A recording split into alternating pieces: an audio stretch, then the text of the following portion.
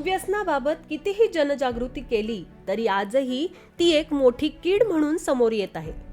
या व्यसनाच्या अधीन गेल्याने अनेक वेळा कायमचा जीवन प्रवास अंधारात जातो.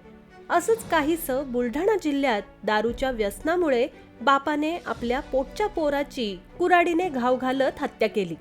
जळगाव जामोद तालुक्यातील असलगाव येथे काल सकाळी धक्कादायक घटना उघडकीस आली. झोपेत असलेल्या मुलाच्या गळ्यावर कुऱ्हाडीने घाव घालून जन्मदात्याने निर्दयीपणे त्याचा खून केला.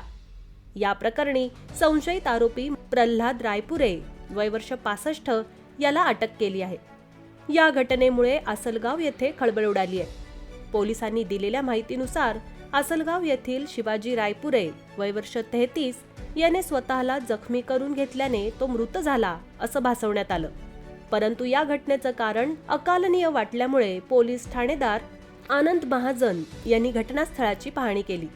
मृताच्या मानेवर असलेल्या जखमा या त्याने स्वतः करणं अशक्य वाटल्याने पोलिसांचा संशय बळावला. यावेळी श्वान पथक व ठसे प्रिंट पथकही पाचारण करण्यात आलं.